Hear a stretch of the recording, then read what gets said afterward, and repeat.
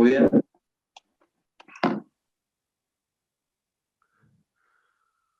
Bueno, buenas noches a todos los que se fueron sumando. Un gusto que podamos estar todos los que estamos acá. Vamos a empezar a responder preguntas y hacernos algunas otras también. Vamos a ver cómo nos fue en la preparación. Gracias, Chelo, por las canciones y por el pasaje compartido que nos hace reflexionar. Qué importante, ¿no? Sobre esto. El miércoles, en realidad el jueves, ayer, estoy con los días, nos juntamos con los jóvenes y estuvimos hablando sobre algo similar y también nos hacíamos preguntas eh, sobre dónde tiene que estar el verdadero cristiano, ¿no? Y no es encerrado en la iglesia y no es esperando, sino que tiene que estar fuera y hoy. Una chica, veíamos el testimonio de una chica, una adolescente de 15 años, ella se dedicaba, iba y cuidaba, ayudaba en las tareas, en los quehaceres a los ancianos, ayudaba a cuidar niños, ayudaba y le querían pagar y ella no cobraba porque decía, Dios me mandó a hacer esto. Entonces yo no voy a cobrar por algo de lo que Dios me mandó. Sí, pero si vos cobraras, no estarías pecando, le decía, no estaría pecando, pero no estaría haciendo lo que Dios me mostró que tengo que hacer. Entonces no me juzguen de hacerlo. Y ella decía que también era una forma de mostrar que no solamente un adulto puede ser santo y dedicado al Señor, sino un niño, un adolescente, cualquier persona en la condición que sea, en la condición que esté, en el lugar en que esté, puede estar sirviendo al Señor. Ella podía hacerlo desde el lugar en que estaba y a la edad que tiene. Qué importante también es eso, ¿no? Bien, vamos a el tema de hoy. ¿Se acuerdan cuál era la pregunta que nos tocaba revisar hoy? La habíamos dejado pendiente.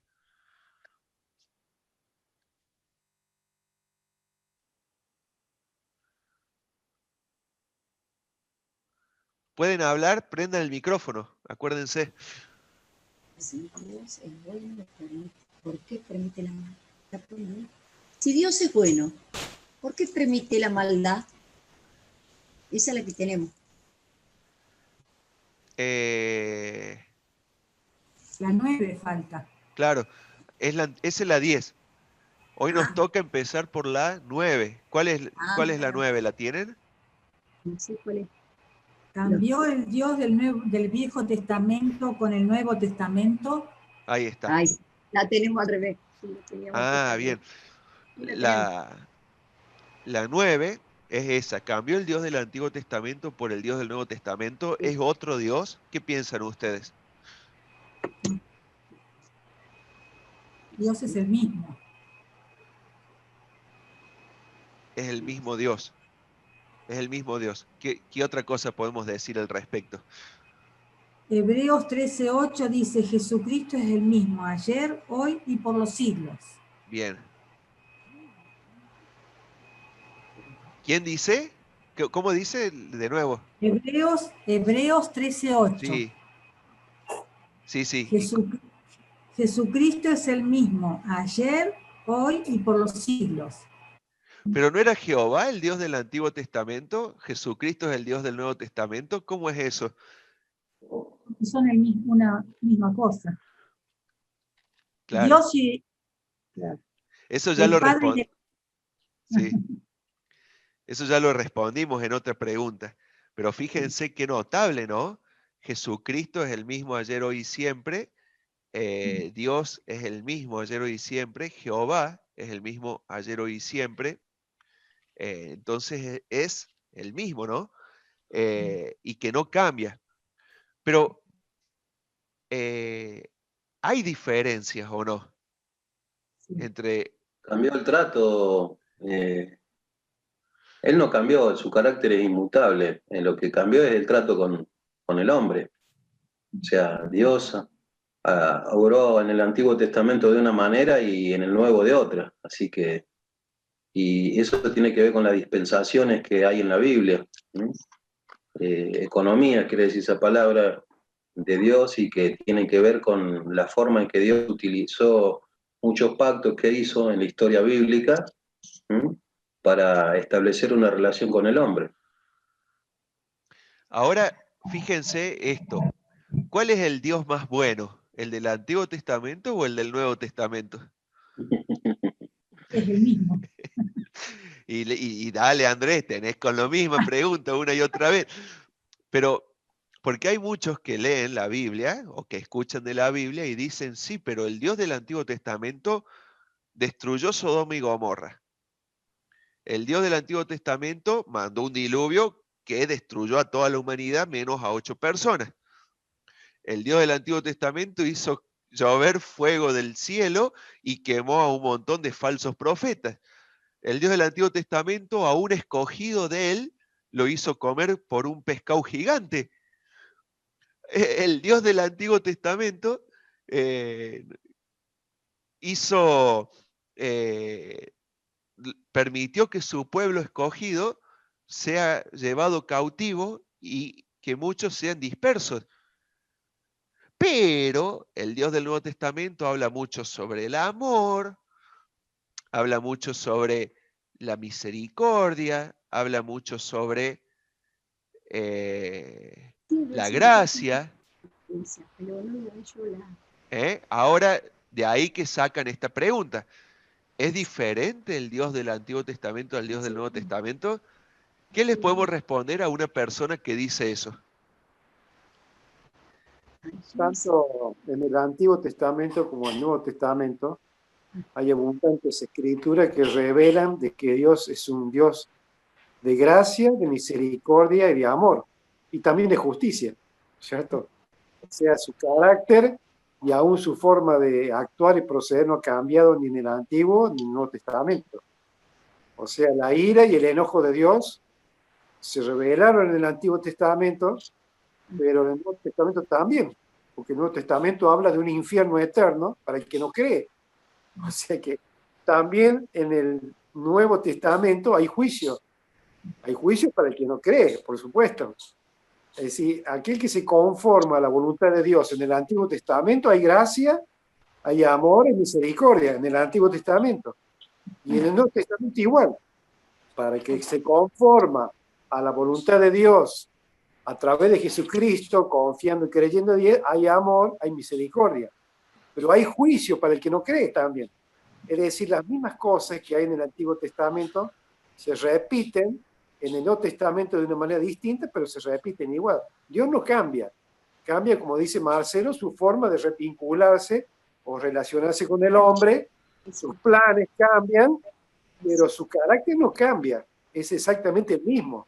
Hay amor, misericordia, lógicamente, para aquel que... Aquí es 3:6, dice yo, Jehová no cambia. Pero hay juicio para el que se revela, para el que peca, Estoy escuchando. Acá me dicta un texto Raquel, Malaquías 3:6, ¿es, Raquel? ¿Cómo dice? Porque yo, Jehová, no cambio. Por esto, hijos de Jacob, no habéis sido consumidos. Oh, papá. Todavía. Habría que preguntarse, adosado en relación con Dios, si los creyentes del Antiguo Testamento son iguales que los del Nuevo. ¿Vos qué pensás? No sé, yo me reservo mi opinión, pero quiero escucharlo a ustedes. No es el mismo. Porque Los nosotros creyentes. tenemos el Espíritu Santo. ¿Cómo? Que no es el mismo el creyente del viejo que el nuevo, porque nosotros tenemos el Espíritu Santo. ¿Y qué quiere decir eso? ¿Que corremos con más ventaja? Bien, pero tristemente somos iguales, ¿no? Tal vez el Señor nos mira a nosotros diferentes porque nosotros somos hijos de Dios y los del Antiguo Testamento no. Pero tristemente nosotros, nuestra condición de pecado es igual y nuestro orgullo y soberbia y vanidad son iguales y y nuestro egocentrismo es igual, y nuestra forma de pecar es la misma, y el darle la espalda a Dios obramos de maneras iguales. Tristemente, los sistemas religiosos que hay hoy son muy similares a los que había en la época de Malaquías, que justamente ahí leyeron recién. Tristemente el ser humano es ser humano desde Adán y Eva hasta el que nació hace un ratito. Sí, tal cual lo que dicen ahí, que muchas veces salimos de Egipto, pero queremos volver a él. Es así, el ser humano busca volver a su condición de pecado. Pero volviendo a esto, Dios mismo dice que no cambia. Jehová no cambia. Jesús dijo que no cambia, que es el mismo que existió por toda la eternidad. Y sí cambia el trato del hombre, de Dios hacia el hombre, ¿sí? Eso sí cambió. Pero no es que cambió por azar o porque Dios va probando algo nuevo. Que quede claro eso, todo es un plan de Dios que está diseñado desde antes de la fundación del mundo para rescatarnos a nosotros. Es un plan diseñado y en el cual en el Nuevo Testamento se cumple, como estuvimos viendo ya, se cumple el Antiguo Testamento. Entonces no es que Dios cambió, no es que cambió tampoco su forma de tratar, sino que hoy estamos viviendo en el cumplimiento del antiguo pacto. ¿A qué voy con esto? Que al ser el mismo Dios de juicio y de amor, al ser el mismo Dios que sigue odiando Dios, hoy lo mismo que odiaba antes, y sigue amando Dios hoy lo mismo que amaba antes. Porque sabían que Dios odia, ¿o no? ¿Sí? Dios es amor, eso está re claro, pero Dios odia también, ¿no? Según lo que leemos en la Biblia. ¿Se acuerdan algunas cosas que odia Dios? El pescado, la sexualidad, aborrece. Claro, aborrece, odia, sí. ¿Qué cosas? Los ojos altivos, la lengua mentirosa, dice Proverbio. El corazón que maquina pensamientos. El corazón que maquina pensamientos. Sí. Muy bien, muy bien. Todo. Pensamientos Inicuos. inicuos, ¿sí? Porque no es pensamiento nomás. ¿Qué otra cosa?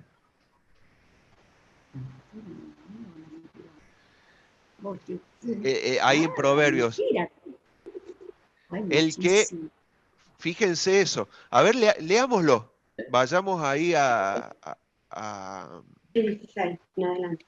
Pecado odia a Dios. el pecado, tal cual. Proverbios 6:16. Vamos a Proverbios 6:16. Del 16 al 19.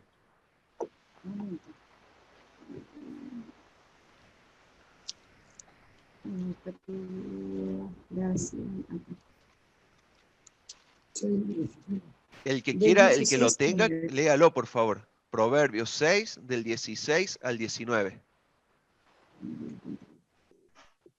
6 cosas aborrece Jehová, y aún 7 abomina su alma: los ojos altivos, la lengua mentirosa, las manos derramadoras de sangre inocente, el corazón que maquina pensamientos inicuos, los pies presurosos para correr al mal, el testigo falso que habla mentiras y el que siembra discordia entre hermanos. Malaquías dice que él aborrece ¿Hasta ahí? el rey. Fíjense, Malaquías 2. Malaquías 2, ¿cuánto? 2:16. Fíjense, porque acá yo creo que todos estamos de acuerdo en que son cosas aborrecibles estas. Ojos altivos, ¿no? El que se cree superior al otro, el que miente, el que derrama sangre inocente, el que piensa, el que maquina pensamientos inicuos, o sea, para hacer mal, el que hace planes y diseños para hacer el mal.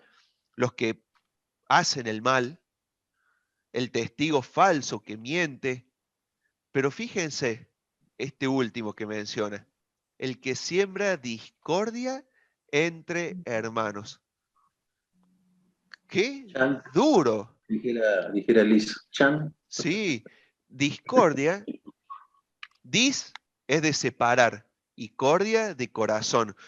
Es más, hay un Dios falso, ¿no? Estos dioses mitológicos, griegos, que su nombre en latín, ¿saben cuál es? Discordia, que es la diosa de las peleas, ¿eh?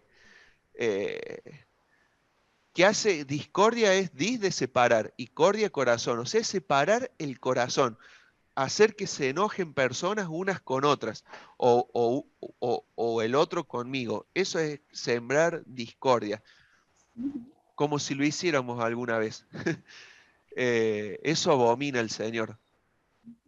¿Querés leer el Malaquías, Chelo? Mirá, yo lo busqué en la versión internacional también. Acá lo voy a leer en la Reina Valera. Dice, porque Jehová, Dios de Israel, ha dicho que él aborrece el repudio y al que cubre de iniquidad su vestido. Y la versión internacional dice, yo aborrezco el divorcio, dice el Señor, Dios de Israel, y al que cubre de violencia sus vestiduras, dice el Señor Todopoderoso. Así que cuídense en su espíritu y no sean traicioneros. Ahí dice, guardaos pues en vuestro espíritu y no seas desleales, dice la versión de la Reina Valera. El repudio es el divorcio, ¿no? No sean infieles, dice. ¿Puedo preguntar algo? No Sí, sean sí, infieles. Elisa. Esta dice, ¿Aborrecer es sinónimo de odiar? 13, es 2, Sí. Ahí menciona, tenemos 3 palabras, fíjense. Aborrecer o aborreción. ¿Cuál era la otra que habíamos leído? Se me mezcló. Abomina y aversión. Son 3 palabras que tenemos y bueno. Oseas 9:15 era ese, ¿no? ¿Verdad, Chelo? 19, no, era 2. ¿Qué versículo? Era 2:16. 2:16. Malaquías 2:16. Ah, Malaquías 2:16. Fíjense Oseas 9:15. Esperen que... A 15. Acá son esos mismos. Oseas 9. Oseas 9:15 dice, toda la maldad de ellos fue en Gilgal. Allí pues les tomé aversión por la perversidad de sus obras. Los echaré de mi casa, no los amaré más. Todos sus príncipes son desleales. Acá tenemos otra palabra que justamente es aversión. Bien, lo que habría que hacer acá es primero ver si son sinónimos en las palabras originales o no. Según algunos comentaristas que estuve repasando, quiere decir exactamente eso. Es que el rechazo, la aversión, es justamente el odio. Ahora bien, el odio, si llega a ser eso, justamente odio, no es pecado, sino que es esto de la aversión, del rechazo. ¿Qué viene a hacer eso, esa condición? Viene a hacer a no soportar, a no poder, que no poder hacer que forme parte de mi vida. Eso es lo que siente Dios hacia esas cosas. Lo más lejos posible, allá, se merece la peor condenación que hay, esas cosas. ¿Sí? Es ese rechazo a esas cosas lo que produce esta completa y total separación. Por lo tanto, no es que sea esto contrario al amor, sino que el amor obliga a aborrecer a estas cosas. Supongamos, uno ama mucho a su hijo, pero va a aborrecer no sé, la enfermedad que ataca a los hijos, los piojos que pueden atacar a los hijos, algún inconveniente que puedan llegar a tener. Entonces el amor nos va a obligar a rechazar absolutamente eso. Dios nos ama. Por lo tanto, eso lleva a que Dios rechace o abomine todo aquello que nos va a hacer alejarnos de Él o que nos va a producir daño a nosotros. Los ojos altivos, la lengua mentirosa, todas esas cosas producen daño a las personas que Dios ama. Por lo tanto, a esas cosas Dios absolutamente las rechaza. Por eso ahí en otra traducción, o mejor dicho, estaba mirando en el diccionario, ahí en el latín quiere decir tener horror también. Bien. Sí. No sé si significan lo mismo, pero sí son sinónimos. La palabra Fíjense. aborrecer, ¿no? Eso es. Sí, sí. Miren Sí. en el original hebreo, ahí les voy a compartir la pantalla. Permítanme. Les quiero mostrar algo. No sé si alcanzan a ver. Acá estoy viendo Oseas 9:15, ¿ven? La palabra esta, les tomé aversión, ¿ven? Que figura ahí en Oseas 9:15. En el original es esta palabra sané. Y la palabra sané se puede traducir como aborrecer, aversión, contrario, enemigo, enemistad, menosprecio, odiada, odiar, odioso. O sea, cualquiera de esas palabras se podrían haber elegido para que formen parte de la traducción. Eligieron aversión, pero podrían haber elegido lo otro porque van todas relacionadas entre sí. Lo que sí tiene que quedar claro que no es pecado. Eso que Dios siente, esa aversión, ese rechazo, o ese, entre comillas, odio, no es pecado. Es simplemente el rechazo completo y absoluto hacia algo. No hacia alguien, sino hacia algo. ¿Hacia qué? Hacia la mentira, hacia el pecado.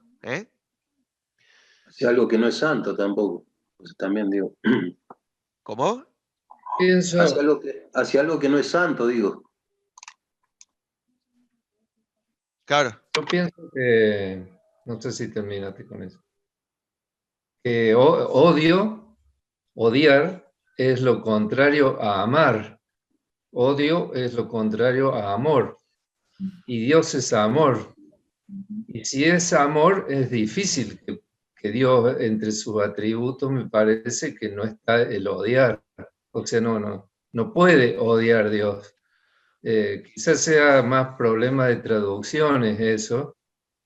Ahora aversión, o como es la palabra que estábamos usando, Aborrecimiento. aborrecer eso. Sí, uno aborrece, como vos dijiste, por ejemplo, una enfermedad, pero no odias. Y Dios, me parece que en algún lugar de la Biblia he visto la palabra odiar, pero al pecado, una cosa así, pero yo no la veo como sinónimo. Me parece que Elisa también apuntaba a lo mismo. Es Acuérdense. difícil verlo a Dios odiando, no lo Me veo. adhiero, perdón, Andrés, a la Sí. postura de Darío. Perdón que me adhiera, ahí lo puse en el chat. Sí, sí, sí. Porque en el ejemplo que vos das del hijo, vos decís, yo amo a mi hijo, pero no tolero que mi hijo le pegue a sus hermanos, por ejemplo. Entonces ahí no estarías diciendo, yo lo amo, pero lo odio. No, yo lo amo, pero rechazo lo que él hace. Por eso para mí no es para nada igual el odiar al aborrecer. El aborrecer sería el rechazar. Aversión significa no lo puedo ver. O sea, yo no puedo ver, no puedo tolerar que mi hijo le pegue a sus hermanos. Por eso lo aborrezco, tengo aversión o lo rechazo, pero lo sigo amando. Entonces no podría decir lo amo, pero lo odio. Así que comparto lo que Darío dice. Para mí no estaríamos hablando de odiar cuando referimos a Dios. Bien. ¿Se acuerdan que, sí, comparto eso que dicen también, pero ¿se acuerdan cuando veíamos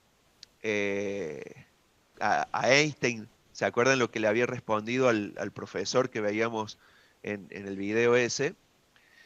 Podemos no definirlo al odio ¿Y dónde estamos como nosotros? lo contrario al amor, sino que podríamos decir que el odio es aquello en donde no está el amor. ¿Ven a qué apunto, no? Porque Dios es amor, pero Dios no puede amar la mentira. Dios no puede amar al pecado en sí. Entonces no es que ahí exista el amor en esas cosas, sino que está la falta de amor. No, Entonces, pero son algo dos cosas distintas. que no se lo Perdón, no, puede no. amar, algo que no se lo puede amar, y sí, viene este aborrecimiento, este rechazo. Pero bueno, propongo esto, Muniro, En la estamos... esencia de Dios, Dios es santidad, rechaza eso. Su esencia hace que lo rechace. Pero no está, no es tomable el concepto de Einstein en ese sentido para nada. Porque, a ver, que falte amor no quiere decir que vaya a haber odio. Claro, ahí nos Hay vamos varios grados en el medio. Lo de Einstein yo no lo tomaría, ya me parece filosofía. Yo tomaría al lo extremo. bíblico. Claro. Pero bueno, Yo tomaría lo bíblico. vayamos a... Dejémoslo pendiente, investiguemos sobre el tema. Más allá de, creo que todos estamos de acuerdo en esto, de que hay cosas que no pueden estar cerca de Dios, ni que Dios lo va a permitir a su alrededor, y que Él lo va a aborrecer, más allá de la palabra que usemos, que van en contra de su santidad y van principalmente en contra de lo que nosotros deberíamos permitir en nuestras vidas, ¿no? Entonces, llamémosle como le llamemos, son cosas que no deben existir en nuestras vidas, que no van a existir en la eternidad y que Dios, desde el principio del universo hasta el día de hoy, Dios las rechaza, que es a lo que apuntábamos. Dios las rechaza y en eso Dios no cambió. Dios no cambió ni en las cosas que aborrece, las mismas que aborreció de Lucifer cuando cayó, son las mismas que sigue aborreciendo hoy. Y la misma misericordia y la misma compasión que Dios mostró a la hora de cubrir a Adán y Eva cuando los expulsó del paraíso, a la hora de hacer que Noé construya un arca para salvar la humanidad del diluvio, a la hora que hizo que Jonás fuera expulsado vivo del pez después de 3 días, a la hora que Cristo muere en la cruz por nosotros y nos limpia los pecados, se va viendo la misericordia de Dios, la gracia de Dios y la provisión de Dios. Y en eso que decíamos de que en el Nuevo Testamento se cumple el Antiguo Testamento, y cosas que todavía no las vivimos porque todavía no se cumplieron, vamos a terminar de ver todo lo que era la gracia de Dios. Y todo lo que el Antiguo Testamento fueron promesas para Abraham, para Moisés, para todos los que le siguieron y los que estuvieron antes, se van a ver cumplidas cuando Cristo vuelva, cuando Cristo regrese. Entonces, toda la gracia de Dios, tanto para nosotros como para los que vivieron durante el Antiguo Testamento, todo eso se va a ver que fue la misma gracia para antes, para ahora y para después, cuando se cumplan todas las profecías. Es el mismo Dios ayer, hoy y siempre. Nos fuimos un poquito de las ramas con el tema de las palabras, pero más allá de esas palabras, que por ahí algunas nos pueden doler más que otras, esto es lo más importante, que la gracia, el amor y la misericordia de Dios hoy están presentes y al alcance de todos nosotros, como lo estuvo antes y como lo va a estar en el futuro. pero esta condenación para el pecado también estuvo antes, está hoy y va a estar para siempre. Por eso nosotros tenemos esta posibilidad de elegir dónde queremos estar y cómo queremos estar. Si queremos ser los que reciben completamente la gracia de Dios o los que reciben el completo castigo hacia lo que Dios aborrece. Y ese castigo no es sencillo, sino que es para toda la eternidad. Veamos el video, después compartimos algo más.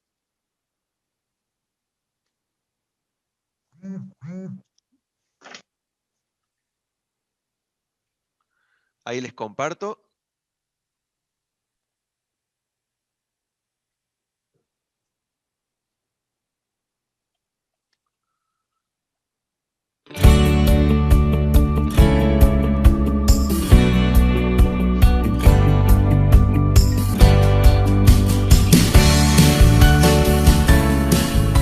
Algunas personas dicen sentirse mejor con el Dios del Nuevo Testamento que con el Dios del Antiguo Testamento.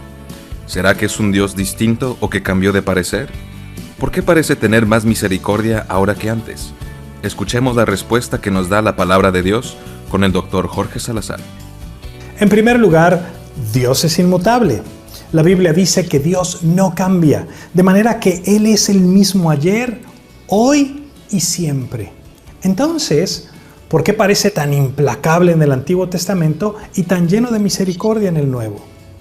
La realidad es que Dios siempre ha mostrado su gracia y su misericordia desde el Génesis hasta el Apocalipsis.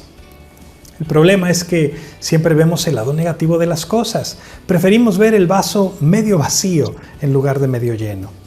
En Génesis, por ejemplo, vemos que Dios expulsa al hombre del jardín del Edén y se nos hace algo tremendo, se nos hace algo a veces exagerado o injusto. Pero no pensamos en el hecho de que Dios se lo advirtió claramente. Y no solo eso, sino que perdemos de vista que al expulsar al hombre, lo cubre con pieles de animales y lo bendice con la promesa de un Salvador, Jesucristo.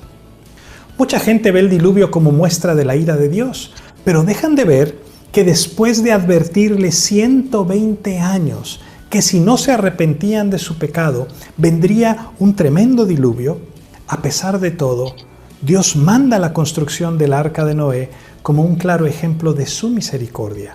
Ahora, el Nuevo Testamento no son puros pétalos de rosa. La realidad es que habla más acerca de la ira de Dios y del castigo eterno que el Antiguo Testamento. Es más, en el Nuevo Testamento es Jesús quien más enseñó acerca del infierno y de la ira de Dios. ¿Qué quiere decir esto? Esto quiere decir que Dios desata su ira sobre el pecado. Lo hizo en el Antiguo Testamento, en el Nuevo Testamento y lo hará en el día del juicio. Pero también quiere decir que Dios extiende su gracia hacia los pecadores del pasado, del presente y del futuro.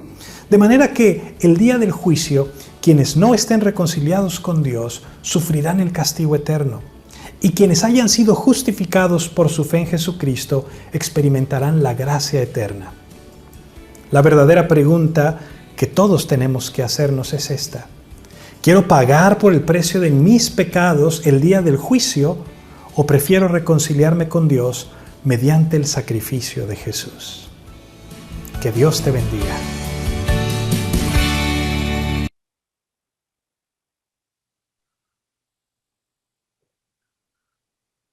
Bueno, ¿algo más para acotar de todo esto? Queda clarísimo, ¿no? Creo que lo que nos tendría que llamar la atención es que que nos aborrezcan a nosotros, nos odien por ser hijos de Dios. Porque ahí en Lucas capítulo 6, versículo 22 dice: bienaventurados seréis cuando los hombres los aborrezcan y cuando os aparten de sí y os vituperen y desechen vuestro nombre como malo por causa del Hijo del Hombre. Gozaos en aquel día y alegraos, porque aquí vuestro galardón es grande en los cielos, porque así hacían sus padres con los profetas. Eso es lo que nos tiene que llamar a la atención también, adosado a esto que estamos hablando. Hablaban de aborrecer, de odiar. El mundo nos odia, hermano, nos aborrece. Cuando nos callamos no nos dicen nada, pero cuando decimos la verdad, sí. Y estamos para decir la verdad. Es así. Hay otro versículo acá que quisiera leer. Dice así, habla el Señor Jesús también, Mateo 5:39. Habéis oído que se dijo, amarás a tu prójimo y odiarás a tu enemigo.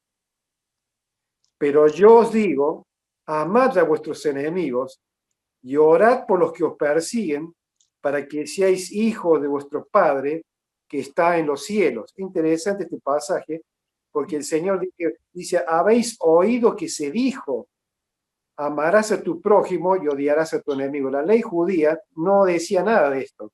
Era una falsa interpretación que hacían los rabinos, de que la Escritura enseñaba de que los judíos tenían que odiar al enemigo. Y el Señor pone las cosas en su lugar diciendo, no, no es así. Ustedes no tienen que odiar, ustedes tienen que amar a vuestros enemigos. Es decir, que claramente me parece que allí este sentimiento de odio no es algo al cual Dios habilita al ser humano, porque hablar de odio me parece que por lo menos en este tiempo entendemos más bien como un sentimiento extremo, un sentimiento que raya casi al borde de la locura. Porque una persona que odia es una persona que está fuera de sí, una persona que ya casi no razona y es impulsado por sus pasiones, sea de odio o sea de querer hacer venganza, y hace un acto más bien de injusticia. Entonces yo creo de que el odio no es algo que habilita o que Dios está habilitando, y menos a los creyentes, a poder practicarlo. Por eso yo creo de que todo lo que nosotros interpretamos que debe hacer justicia es algo que corresponde a Dios. Por eso la Escritura dice en el Nuevo Testamento, muchos pasajes, que debemos dejar de lado la venganza, etcétera, etcétera, porque estas cosas corresponden solamente a Dios. Dios solamente está en una situación habilitante para poder practicar lo que es justo, lo que es injusto, lo que es venganza, o lo que nosotros interpretamos como venganza o no. Es decir, nuestra parte solamente es hacer amor y justicia de parte de Dios para con todos, pero nunca llegar a ese sentimiento extremo llamado como nosotros conocemos de odio, ¿no es cierto? Incluso la Escritura ahí lo está enseñando el Señor. No, no, miren, está mal eso. Ustedes no tienen que odiar, ni siquiera a sus enemigos. Al contrario, tienen que amar, ¿no es cierto?, a vuestros enemigos. Yo creo que el Señor está poniendo claridad en ese pasaje bíblico. Bien. Gracias, Sergio.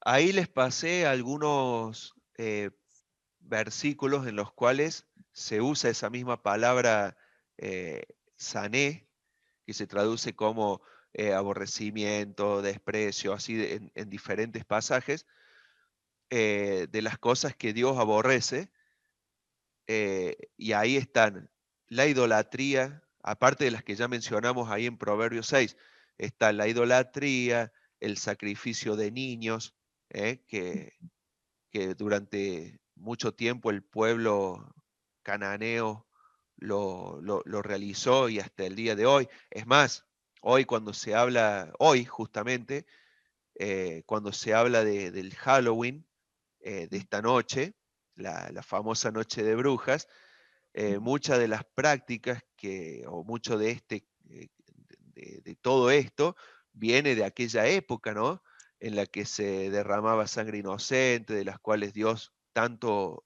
rechazó. Y bueno, sepamos de que Dios esas prácticas las aborrece, ¿no? Ahí está en Deuteronomio, en Levítico, y bueno, no sé si quieren acotar algo más de esto o pasamos a lo siguiente. Quedó claro, creo yo, de que Dios sigue siendo el mismo, que no cambió ni su amor ni su aborrecimiento, sino que sigue todo igual, sigue todo como fue siempre. Vamos a la siguiente pregunta. Ya habían hecho un spoiler de la pregunta que sigue. ¿Cuál era? La número 10.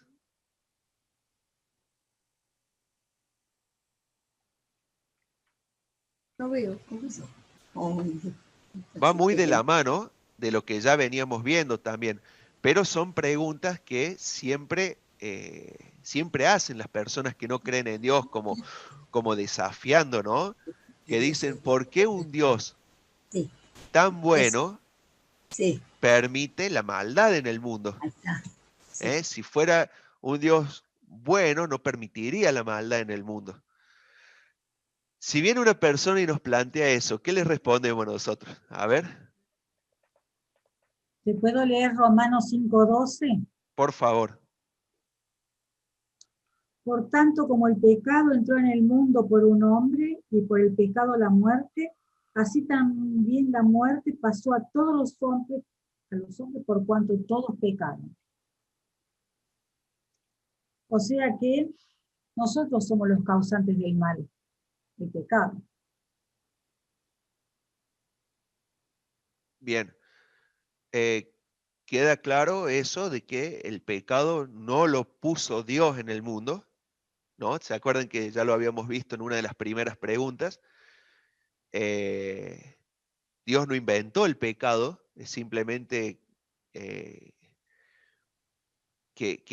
el hombre eligió esa condición, el hombre eligió mal, pero ¿por qué Dios lo permite? Porque nos dio libertad. Exactamente. ¿Cómo dice Graciana?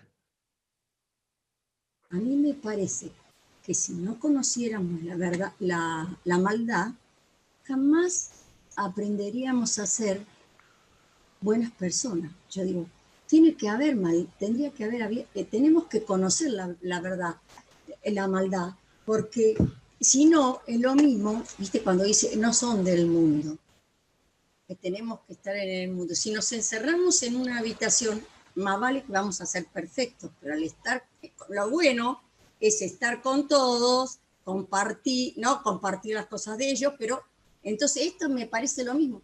Si no hubiésemos conocido la maldad, si no se conociera la maldad, nosotros nunca aprenderíamos a ser mejores. No sé si me explico bien. ¿Vos me entendés lo que te quiero decir?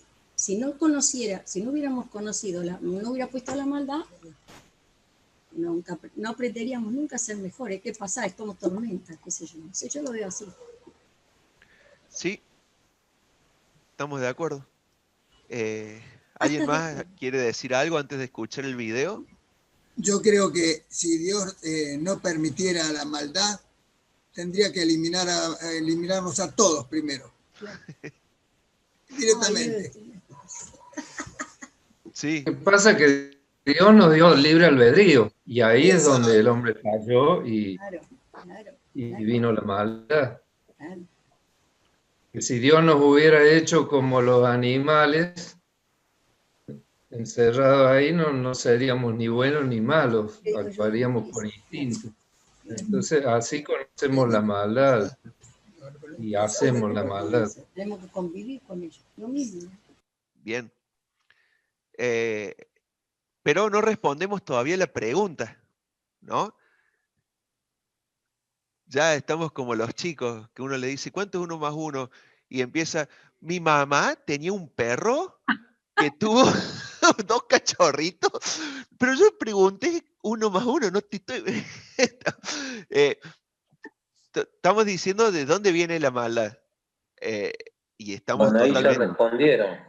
Estamos De alguna totalmente... manera respondieron ya. Sí.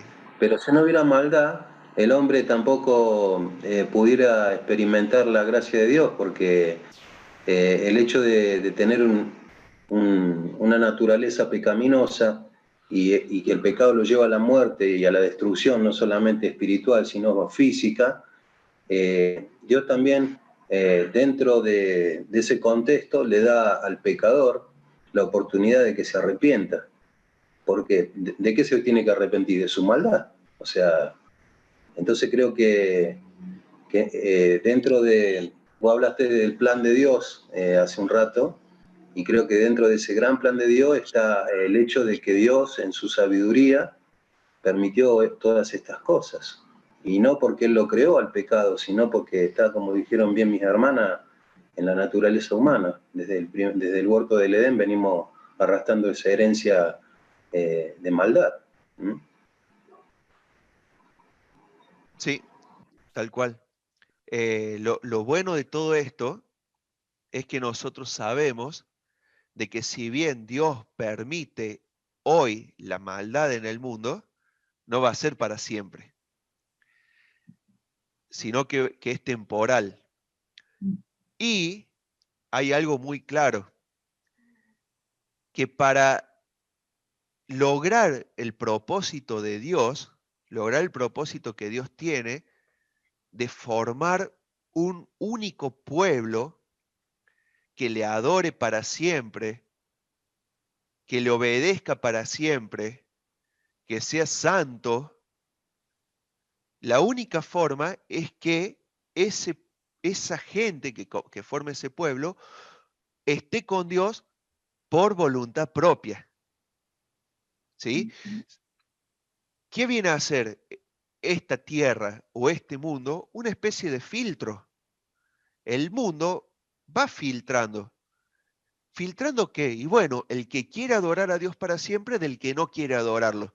El que está dispuesto a dejarse a uno mismo y el que quiere vivir para uno mismo. Esta vida, este mundo va siendo un filtro. ¿Y quiénes van a llegar a la eternidad con Dios? Aquellos que decidieron dejarse a sí mismo para obedecer y servir a Dios, aquellos que se hicieron siervos de Dios voluntariamente.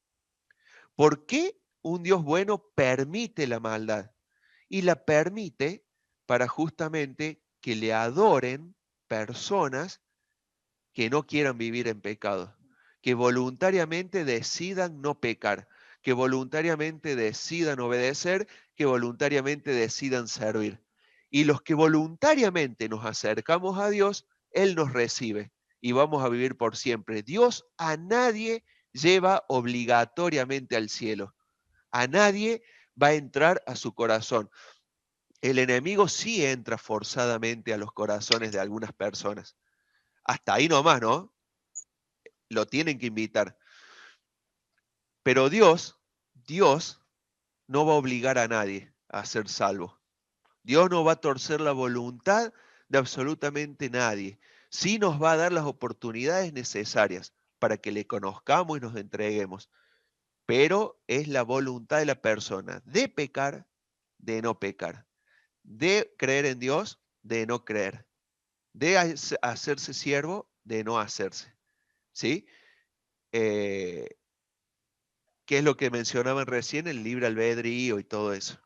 Gracias a Dios por abrirnos las puertas y permitirnos elegirlo, ¿no? Siempre fue así. Dios no obligó al pueblo de Israel a salir de Egipto. Dios los invitó a salir de Egipto. Dios no los obligó a quedarse en el desierto. Dios los invitó a quedarse en el desierto, salvo Moisés y alguna generación más. Dios siempre los fue guiando, pero nunca le torció el brazo a nadie. Hasta le permitió a Jacob casi ganarle. Hasta le permitió pelear contra él. Le permitió a Lucifer rebelarse. Dios permite. ¿Por qué? Porque nos da esa libertad de no hacernos robotitos que los sirvan, como dijeron recién, ciegamente a Dios, sino que el que le sirva y obedezca sea por voluntad propia. Otra cosa importante, creo yo, de que Dios permite la maldad para demostrar que Él es justo. Dios permitió la maldad en Sodoma y Gomorra. Y esa maldad que Él permitió fue creciendo, y llegó un momento que Dios dijo basta, y derramó su justicia, y allí Él demostró que es justo, y de que hay un abismo completo, absoluto, entre Dios, ¿no es cierto?, y su justicia y su bondad y la maldad humana. O sea, la historia da testimonio de qué es el hombre y de quién es Dios, porque la maldad humana en su libertad se hace tan evidente que es su propio, yo diría, acusador. O sea, la propia maldad del hombre lo está acusando. Por eso es que dice que la Escritura, en su juicio, sus propias conciencias del ser humano lo va a acusar. Su propia conciencia, su propia vida, su propio testimonio de maldad va a ser su juez que lo va a condenar. Y Dios va a quedar realmente como el justo. y el que justifica, como dice la Escritura, al que es de la fe de Jesús. Amén.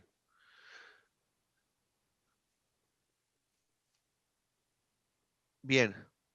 ¿Algo más? Veamos el video. Ahí lo comparto.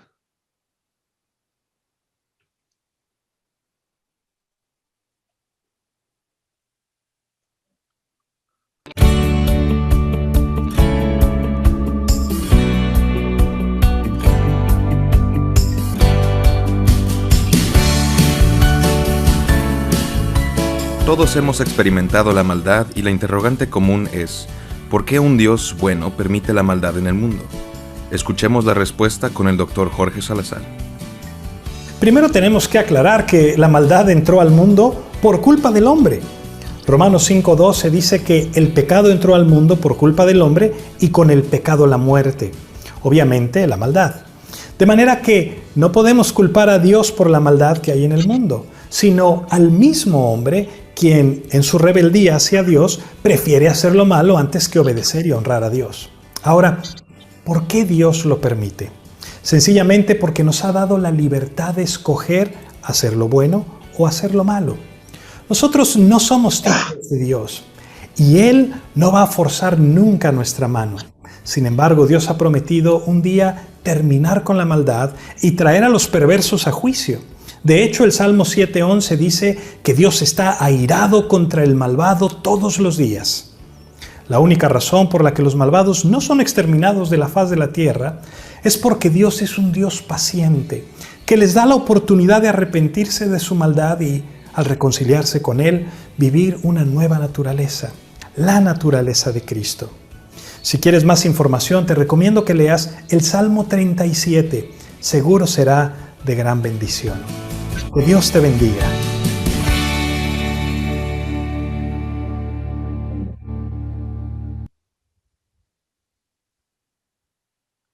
Bien, como conocemos, ¿no?, el versículo, el Señor no retarda su promesa. Según algunos la tienen por tardanza, sino que es paciente para que todos se puedan arrepentir y todos procedan al arrepentimiento. Entonces, eso también, ¿por qué Dios sigue permitiendo la maldad y por qué es paciente? ¿Sí? Después recordemos también algo que muchas veces mencionamos entre todos y que creo que vale la pena mencionarlo de nuevo, que hay cosas que no entendemos, porque nosotros no tenemos la omnisciencia de Dios. Y hay cosas que nos parecen terriblemente injustas y que no podemos entender y no podemos darle una explicación del por qué suceden, ¿no? Uno basta comprender la tele o escuchar a tu padre cuando te llama. Basta con eso para saber las cosas terribles que pueden pasar. Pero muchas no las podemos entender ni explicar. Pero Dios conoce todo. Y en su soberanía, Él permite también todo y Él tiene un porqué. Él tiene un porqué y en eso también se requiere nuestra fe. En confiar en que Él sabe todo, que Él conoce todo y que a los que aman a Dios, todas las cosas les ayudan a bien. Entonces tener eso presente. ¿Algo más para agregar a esta pregunta? ¿Qué hora es? 10:20.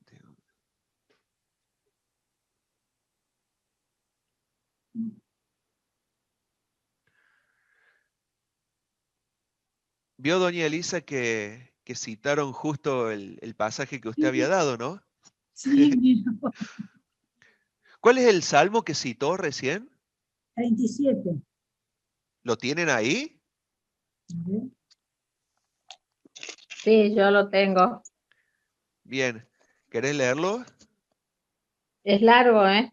Tiene 40 versículos. No, el Salmo 27. 37. 37 dijo. 37. Bueno, queda de tarea entonces leerlo, ¿eh? Sí. Claro, habla, sí. Sí, no, yo quería hacer un comentario Jorge. de algo que pasó y que muchas veces nos preguntaron. la hermana de Graciana, estábamos en la iglesia, cuando íbamos a la iglesia bautista, de esto hace 20 años, más de 20 años, estábamos cantando, preparando el coro, 30 y pico de años, sí, para hacer el coro para la Navidad, y empezaron a cantar, y cuando entran todas las mujeres, la parte que les tocaba, mi cuñada, que era mayor, cae redonda, prácticamente tuvo un infarto, bueno, ahí mismo murió porque prácticamente no se recuperó. Y muchas veces nos hemos hecho, no solamente nosotros, sino algunos amigos y algunos que no eran creyentes también, porque si estaban cantándole a Dios, estaban preparando todo para Dios, se tuvo que morir ahí. A veces la respuesta no era quizás la correcta, o no sabía. Lo único, a veces respondía yo, por ejemplo, que bueno, los planes de Dios y por qué hace las cosas Dios, no los puedo explicar muchas veces. A veces son inexplicables. El Andrés recién. Y bueno, tenemos que aceptarlo. Claro. Algún día sabremos, cuando estemos en su presencia, el por qué y para qué hizo tal cosa, ¿no? Y no emitir juicios, ¿no? Porque rápido emitimos juicio. Uy, si Dios lo mató, seguramente pecó. ¿Y cuánto daño se hizo con esos juicios emitidos a lo largo de la iglesia, ¿no? Del cristianismo? Rápido nos ponemos a juzgar y a acusar y a condenar, y esas son cosas que les toca a Dios y que solo Dios sabe, ¿no? Qué importante que es eso. Bueno, ya el tiempo pasó, ¿no? Te agrego algo más, sí, en relación a lo que decís vos. De chico, cuando iba a la iglesia católica, siempre me decían, Dios te va a castigar porque haces esto, Dios te va a castigar. Yo siempre conocí un Dios malo, evidentemente, porque cada cosa que hacía, Dios te va a castigar. No solamente de nuestros mayores, sino de la gente muchas veces de alrededor también. Y eso uno va creciendo y va mentalizándose que Dios siempre es malo. Yo creo que es un privilegio estar con los hermanos y abrir los ojos y encontrarme con el Señor. Dale, Elisa. Elisa siempre dice lo mismo. Muy bien. Gracias, Elisa. Sí. Ahora ya pasó el tiempo, no tenemos tiempo para otras preguntas, pero vienen preguntas interesantes. Ya la próxima la tenían anotada, que es que esto lo terminamos de responder el domingo. El domingo a las 7 de la tarde nos va a visitar a través de Zoom Eleazar Salomón, que va a terminar de hablar del tema dones. La pregunta que sigue es justamente, ¿los dones del Nuevo Testamento eran solo para los apóstoles? En realidad ya le respondió Eleazar, pero si alguien se acuerda puede hacérsela el domingo. Che, Eleazar, ¿los dones son para los apóstoles o para todos los cristianos? ¿De qué época? Le vamos a salir del programa. Y la pregunta 12, que también vamos a responder el viernes que viene, es ¿qué dice la Biblia acerca de los extraterrestres? ¿Sí? ¿Son enanitos verdes? como que un amigo ¿Qué es dice la Biblia? ¿Y dónde figuran los extraterrestres? Sí, figuran. ¡Ay! Está primero. ¿Figuran? En la Biblia figuran los extraterrestres, en la Biblia figuran los dinosaurios, en la Biblia figuran... bueno, está bien, voy a aprender un poco más, porque yo nunca leí eso. Pero ustedes ya saben, porque yo ya le di. Pero está bien, está bien. Aprendo un poco más. ¿Dónde figuran? Le digo. Nunca había leído, no sé.